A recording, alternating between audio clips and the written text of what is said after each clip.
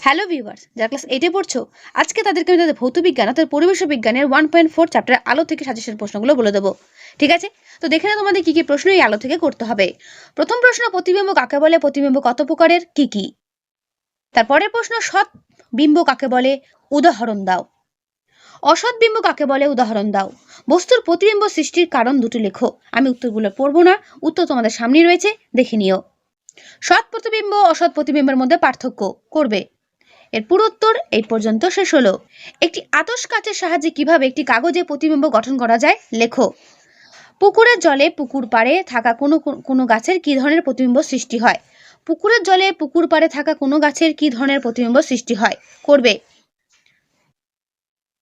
সরল পেরিস্কোপ কাকে বলে? ব্যবহার লেখো। সরল পেরিস্কোপের কার্যনীতি চিত্র সহ বর্ণনা করো, অথবা পেরিস্কোপ কিভাবে কাজ করে বর্ণনা করো।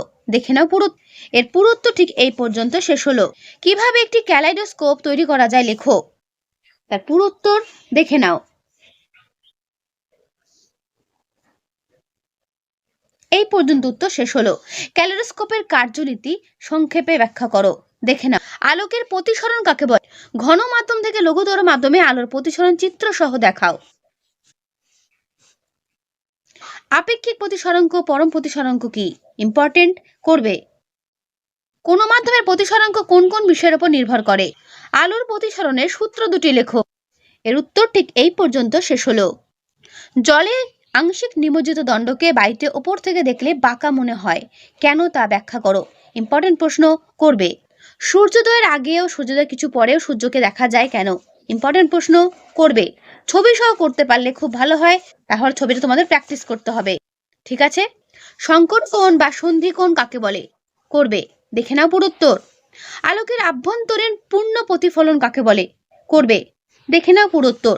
প্রত্যেকটা প্রশ্নের উত্তর তোমাদের সামনে আমি তুলে ধরছি, বইটা সরিয়ে ভালো করে দেখে নাও। ঠিক আছে? করবে। আর যদি পারো ছবিগুলো এঁকে দিতে তাহলে খুবই ভালো হয়। সাধারণ প্রতিফলন ও আভ্যন্তরীণ পূর্ণ প্রতিফলনের মধ্যে পার্থক্য। করবে। কচু পাতায় জল থাকলে তার চকচকে দেখায় কেন? করবে। দেখে নাও পুরো উত্তর, দেখে নাও ভালো করে। জলের মধ্যে দিয়ে যখন কোনো বায়ুর বুদবুদ ওপরে ওঠে, তখন বায়ুর মাধ্যম থেকে দেখলে বুদবুদটিকে চকচকে দেখায় কেন, অথবা জলের ভিতরে বুদবুদ চকচকে দেখায় কেন? করবে। হিরে চকচকে দেখায় কেন? এর পুরো উত্তর এই পর্যন্ত শেষ হলো। মরীচিকা কি? মরীচিকা কিভাবে সৃষ্টি হয় তার চিত্রের সাহায্যে বর্ণনা করো। দেখে নাও পুরো উত্তর।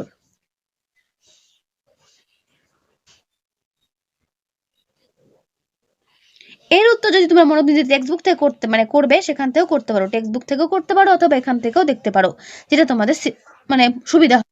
তো এতক্ষণ তোমাদের বড় প্রশ্ন দেখালাম, এবার দেখে নাও শর্ট কোয়েশ্চেন কি কি করবে। প্রতিবিম্ব কত প্রকার ও কি কি? প্রতিবিম্ব সৃষ্টির পেছনে মূল কারণগুলো কি কি? দেখো, প্রতিবিম্ব দুই প্রকার, সৎবিম্ব অসৎবিম্ব। প্রতিবিম্ব সৃষ্টির পেছনে মূল কারণ কি ছিল? প্রতিফলন ও প্রতিসরণ। ঠিক আছে? কোন প্রতিবিম্বকে পর্দায় ফেলা যায়? সৎ বিম্বকে। সিনেমার পর্দায় কি জাতীয় প্রতিবিম্ব গঠিত হয়? সৎবিম্ব। আয়নার সামনে দাঁড়ালে তোমার যে প্রতিবিম্ব দেখতে পাও তা কি জাতীয়? সেটি হচ্ছে অসৎবিম্ব প্রতিবিম্ব। ঠিক আছে?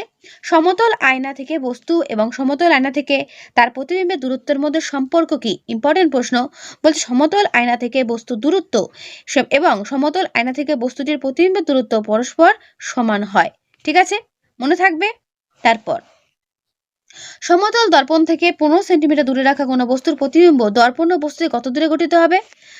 বলছে দর্পণ থেকে 15 সেন্টি দূরে প্রতিবিম্ব গঠিত হবে এবং বস্তু থেকে দূরত্ব হবে 30 সেন্টিমিটার, অর্থাৎ 15 সেন্টিমিটার ডবল 30 সেন্টিমিটার হবে। ঠিক আছে? আতশিখাসের সাহায্যে সূর্যের প্রতিবিম্ব তৈরি হলে সেটি কি জাতীয় প্রতিবিম্ব হবে? সেটা হবে সৎবিম্ব। দুটি সমতল দর্পণ পরস্পর 90 ডিগ্রি কোণ করে থাকলে তাদের মধ্যে রাখা কোনো বস্তুর কটি প্রতিবিম্ব গঠিত হবে? উত্তর দেখে নাও, 3টি প্রতিবিম্ব গঠিত হবে। পরস্পর সমান্তরালে রাখা দুটি সমান্তরাল দর্পণের মাঝে কোনো বস্তু রাখা হলে কটি প্রতিবিম্ব গঠিত হবে? উত্তর অসংখ্য প্রতিবিম্ব গঠিত হবে। এগুলো ভালো করে পড়ে রাখবে। খেলার মাঠের বাইরে রেখে খেলা দেখার জন্য কোন আলোকীয় যন্ত্র ব্যবহৃত হয়? উত্তর দেখে নাও, পেরিস্কোপ নামক আলোকীয় যন্ত্র কিন্তু ব্যবহার করা হয়। ঠিক আছে? তারপর, পেরিস্কোপ যন্ত্রের প্রতিফলন ও প্রতিসরণের মধ্যে আলোর কোন ধর্মকে কাজে লাগানো হয়? আলোর প্রতিফলন ধর্মকে কাজে লাগানো হয়। ভেরি ভেরি ইম্পর্টেন্ট প্রশ্ন। সরল পেরিস্কোপের আয়না দুটি কিভাবে বসানো থাকে? পরস্পর সমান্তরালভাবে, মানে বলছে পরস্পর সমান্তরালভাবে নলের অক্ষের সঙ্গে 35 ডিগ্রি কোণ করে কিন্তু এটি বসানো থাকে। পেরিস্কোপে কটি দর্পণ ব্যবহৃত হয়? পেরিস্কোপে দুটি দর্পণ ব্যবহার করা হয়। ঠিক আছে, মনে থাকবে। কোন আলোকীয় যন্ত্রে চোখ রাখলে বিভিন্ন মজার রঙিন নকশা দেখা যায়? ক্যালেডোস্কোপ নামক আলোকীয় যন্ত্রে। ঠিক আছে, তারপর আলোর কোন ধর্মের জন্য জল ভর্তি বালতি তলদেশ কিছুটা ওপরে আছে বলে মনে হয়? সেটা হচ্ছে আলোর প্রতিসরণ ধর্মের জন্য। এই প্রতিফলন, প্রতিসরণ এগুলো কিন্তু অনেক সময় গুলিয়ে যায়, তাই এগুলো কিন্তু ভালো করে পড়বে। প্রতিসরণ হয় কেন? বলছে বিভিন্ন মাধ্যমের আলোকীয় ঘনত্ব বিভিন্ন হওয়ায় আপতিত আলোর বেগের বিভিন্নতা দেখা যায়, তাই প্রতিসরণ হয়। ঠিক আছে, আলোর কোন ধর্মের জন্য সূর্য অস্ত চলে যাওয়ার পরেও সূর্যকে আমরা পশ্চিম আকাশে কিছুক্ষণ দেখতে পাই? ভেরি ভেরি ইম্পর্টেন্ট প্রশ্ন। উত্তর আলোর প্রতিসরণ ধর্মের জন্য। কোনটি আলোর প্রতিফলনের জন্য হচ্ছে, কোনটি আলোর প্রতিসরণের জন্য হচ্ছে, এগুলো কিন্তু ভালো করে পড়বে। এরকম উদাহরণ দিয়ে তোমাদের কিন্তু পরীক্ষাতে প্রশ্ন দেবে। ঠিক আছে, তারপর লঘু মাধ্যম থেকে ঘন মাধ্যমে তীর্যকভাবে প্রবেশ করলে আলোক রশ্মি কিরূপ দিক পরিবর্তন হয়? উত্তর দেখে না, আলোক রশ্মি অবিলম্ব দিকে বেঁকে যায়।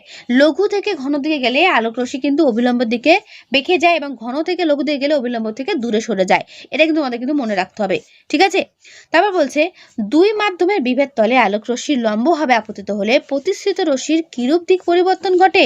বলছে দুই মাধ্যমের বিভেদ তলে আলোক রশ্মি লম্বভাবে আপতিত হলে প্রতিসৃত রশ্মির কোনরূপ দিক পরিবর্তন হয় না। প্রতিসৃত রশ্মি সোজা গমন করে। ঠিক আছে, মনে রাখবে। কোন মাধ্যমের সাপেক্ষে অন্য মাধ্যমের প্রতিসরাঙ্ককে পরম প্রতিসরাঙ্ক বলে? সেটা হচ্ছে শূন্য স্থানের সাপেক্ষে। ঠিক আছে, দুটি মাধ্যমের আপেক্ষিক প্রতিসরাঙ্ক কোন কোন বিষয়ের উপর নির্ভর করে? দেখো, দুটি মাধ্যমের আপেক্ষিক প্রতিসরাঙ্ক মাধ্যম দুটির প্রকৃতি এবং আপতিত আলোর রঙের ওপর কিন্তু নির্ভর করে। বোঝা গেল? লঘু মাধ্যমের সাপেক্ষে কোনো ঘনতর মাধ্যমের প্রতিসরাঙ্ক কোন বর্ণের আলোর ক্ষেত্রে কম হবে? লাল না বেগুনি? উত্তর লাল বর্ণের আলোর ক্ষেত্রে বেশি হবে।